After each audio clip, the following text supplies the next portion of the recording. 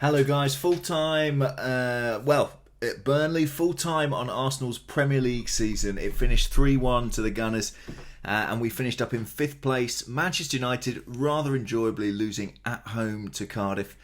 We probably should have been able to enjoy that more, even more so, because we probably should have been finishing in the top 4 today. Impossible to escape some of those frustrations when you realise we finished just a point behind Tottenham Hotspur and automatic qualification for those Champions League places.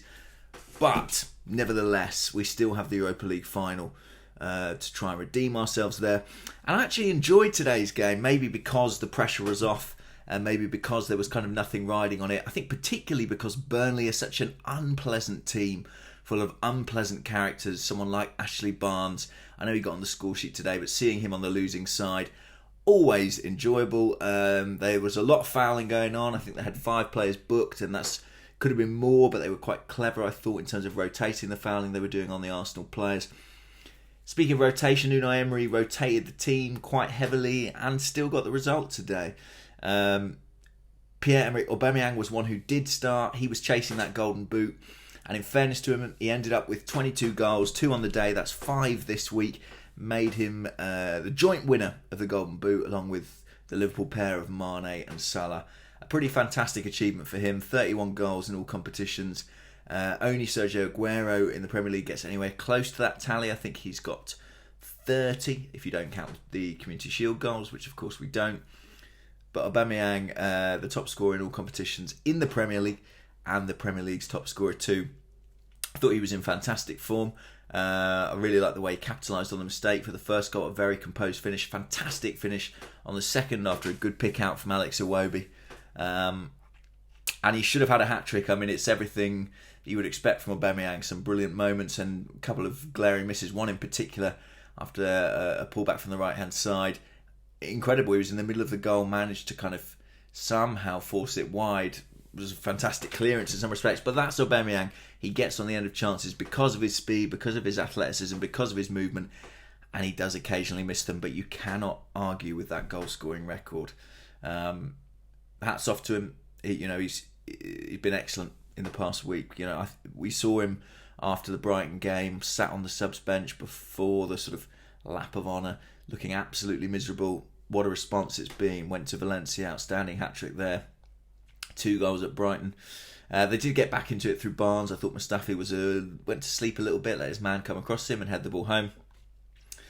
But we had a 3rd goal from Eddie Nketiah, who came off the bench. Joe Willock had started and I thought gave a pretty good impression, pretty good account of himself. But Nketiah came on and squeezed in a shot at the near post. Could have maybe squared to Aubameyang, but look, he's a young player. He wanted that first Premier League goal and he got it. I think he needed it. It's been quite a tricky season for him, really, on the fringes of the first team, not too many minutes. But that goal could do wonders for his confidence. I still think a loan move's probably the right thing for him next season, but we will see. It'll give Emery something to think about, that's for sure. Probably a goodbye today to Lichtsteiner, who played at right back. Probably Mohamed El Neni too, started in midfield. I don't think we'll miss either of those players particularly. What else to say? I thought Guendouzi was very good in central midfield. I thought this was his best performance for some time, which is encouraging ahead of the Europa League final, where he's probably likely to get some minutes. He usually does come off the bench for Emery. Alex Iwobi, another who had a really strong second half and has been out of form of late. We might well need him in Baku, especially if there's doubt over the involvement of Pierre-Emerick Mkhitaryan. What else? Mavropanos, I thought, looked raw prior to his injury. I feared the worst when Koscielny came on, especially when he got pushed into the hoardings completely unnecessarily, but he made it through. And hopefully we'll be fit for Baku. Hopefully we might have even Danny Welbeck back in the squad. He's back in training. I don't know, will Nketiah's goal today be enough to keep his place on the bench in Baku, or will an untried Welbeck be considered for selection? If you start with 2 strikers, he'd be a useful one to have on the bench. Congratulations to Manchester City, I guess, on winning the Premier League. Liverpool ran them very close and it made for a relatively exciting last day. There is a big gap between them and the rest of the top 6.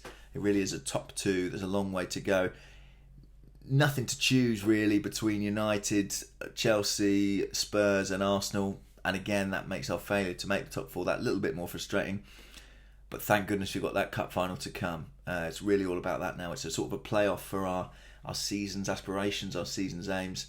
I think we've got what it takes to do it. I think we've got what it takes to beat Chelsea and lift that trophy. So fingers crossed for that outcome. I'm sure I'll speak to you between now and then. That's the Premier League done and dusted. Thanks for watching these all season long in the Premier League. Bye-bye.